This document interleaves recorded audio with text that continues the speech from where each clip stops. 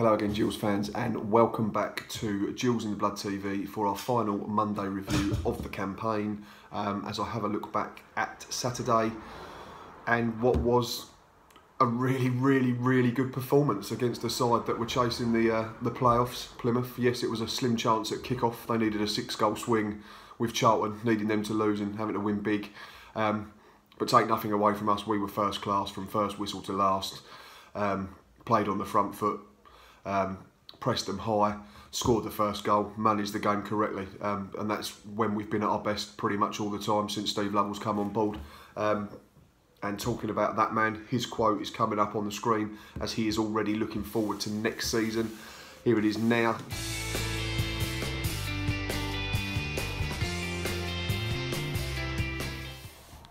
As you can see from the graphic, Steve Lovell says, "I'll work hard in the summer to make sure we have a squad that can do better than this year. I'm really looking forward to next year."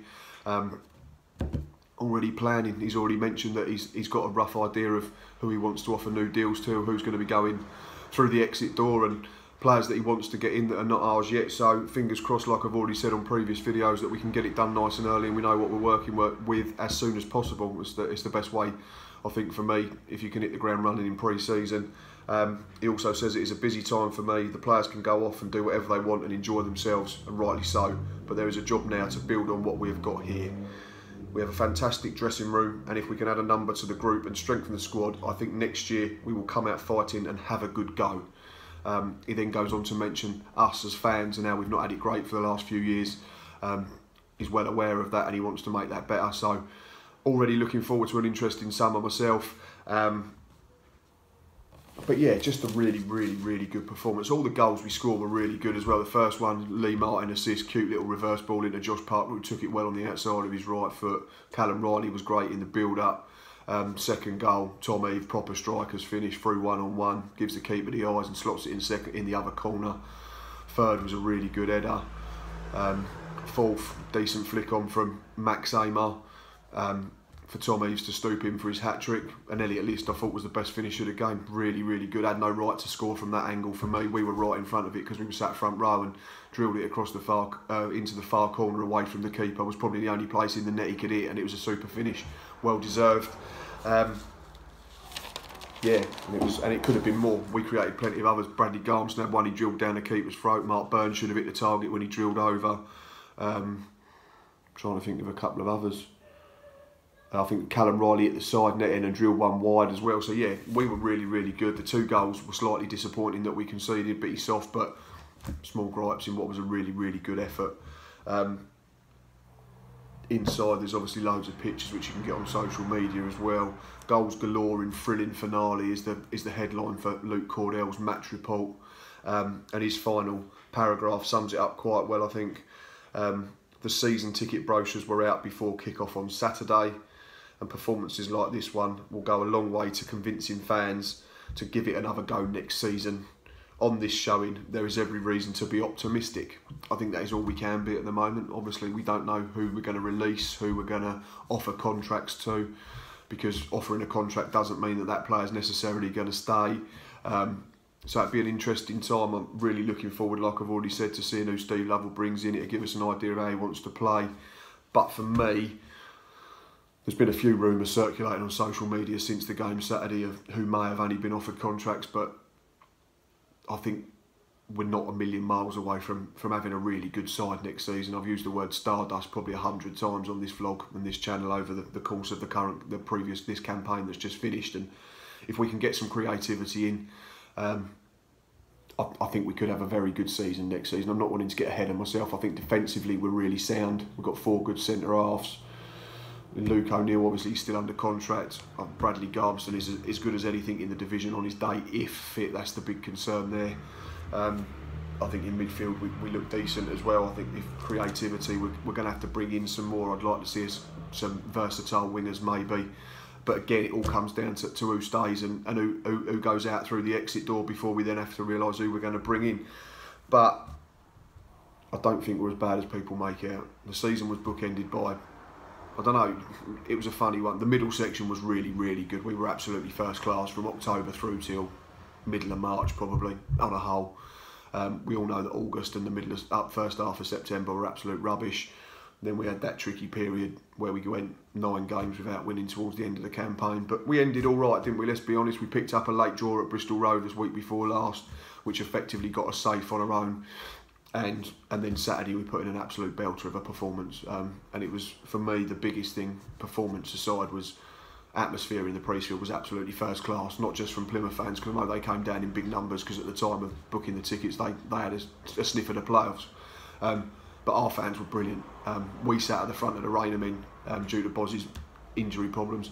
And the atmosphere in there was absolutely spot on, as good as I can remember for a long time. All fans in unison singing. The "We Are the Middle of the Rainham" chants were great, and it was being backed up by the right side and the left side even getting involved. And really good to hear, really good to video, really good to be involved in. But yeah, just a great way to end the season.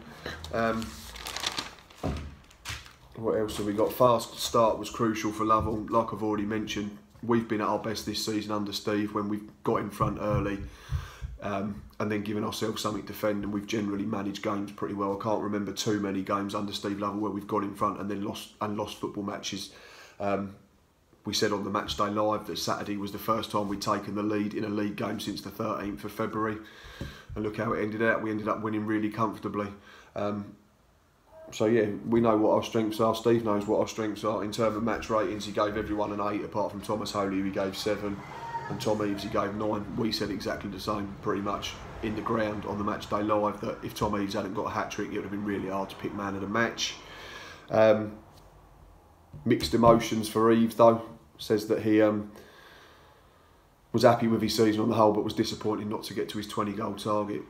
I think he's beaten himself up a little bit unduly there. He was my vote, 100% for Player of the Year. I know there was plenty of defenders that were in contention, the likes of Gabriel Zakwani, Luke O'Neill, probably chuck Max Amor into that, and Thomas Holy, and rightly so, because they've all been really good, but they've helped us become stronger as a defensive unit, whereas Tom Eaves' goals have been, and Josh Parker as well, have been really pivotal in getting us to where we are. So, and an interesting stat for all those that didn't think we were going to be able to replace the goals of certain Josh Wright, Cody McDonald and Bradley Dack last season. Well, in 2016-17, between them three, we scored 32 goals. In 2017-18, if you add up the totals of Cody McDonald for Wimbledon, Josh Wright for Southend and Bradley Dack for Blackburn, they've scored 27 goals between them. Our trio of Thomas Eaves, Connor Wilkinson and Josh Parker have scored how many? 34, which is 7 more than those that we were never being able to replace apparently. So something to think about.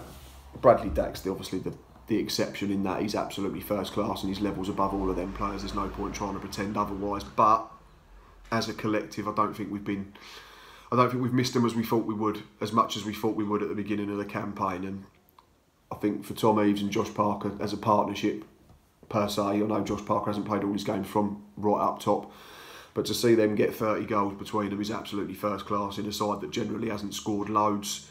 I think I saw a tweet on social media the other day that said Tom Eaves is our highest scorer in a league campaign since Robert Taylor in about 98-99, so that shows the magnitude of how good he's been. And I think with a good pre-season and Steve Lovell working with him, I think he's only going to go and get better. He's at a cracking age still. He's only 25, 26, still got best years ahead of him, and I think he's one player that we really need to keep hold of. And Josh Parker as well. So for all those that thought we were going to miss the likes of Cody and Josh Wright and Bradley Dack, they're good footballers. I'm not saying they're not for 1 minute. So, and there is obviously a rumour going around on social media that one of them may be coming back. We all have our own opinions on it. That's for another day though. But yeah, I think in terms of what we got in, they've done a really good job in a side that did struggle in periods of the campaign. So really good to see. Not much more to talk about. Really, really positive end. Mark Byrne cleaned up at the end of season awards. Goal of the season, away fans player of the season, players player of the season, and player of the season. I think I've got that right. Goal of the season, away fans, players player and player of the season as voted by us fans. Well deserved. Like I said, I didn't vote for him myself, but there was probably 3, 4 or 5 that could have got it and you wouldn't have been able to dispute it. Gabriel Zakwani, Luke O'Neill, Tom Eaves, Thomas Holy, plenty of contenders, which is great in a side that's finished lower mid-table. We've had plenty that have stood out this year, and plenty that have probably done a lot better than we thought they would. Like I said on the match preview, I spoke about Thomas Holy at length, and he's one that's definitely proved me wrong, and it's great to see. In terms of other awards, I thought it was great that Max Amar picked up the Chairman's Cup. He's been absolutely first class since he's arrived on a permanent deal. He's had patches of form where he's not been so good, but this League One, all players do that. But he's played over 100 games in the last 2 seasons, so that's testament to him and his fitness levels and his mental fortitude. So great to see. And then Jack Tucker picked up Young Player of the Year. Really good. Led his side to the Under-18 Youth Merit League, picking up a point on Friday in their final game to secure the title, which was brilliant. And made his full league debut, his home league debut, coming off the bench against Portsmouth in October. So he's definitely one to keep an eye on. There's a few good youngsters coming through, and he's definitely one of a few that we can keep an eye on as next season and probably the season after progresses. Right, that is it. Last Monday review of the campaign. We have reached 775 subs on the channel, so thank you very much. Keep us going towards 800. Comment down there, like I always ask on YouTube. Give us your thoughts on anything you like, really. We're willing to have a chat. We like having a discussion. Comment on Facebook, comment on Twitter. Please keep liking, sharing, doing all you can. We probably got the last instalment of our season so far blog coming out on Wednesday, tomorrow, Tuesday, maybe Wednesday of this week. And yeah, as I've already said, we'll start looking ahead to the World Cup. We're going to bring you World Cup content, hopefully. But as always, thanks for the support. And until next time, up the Gills.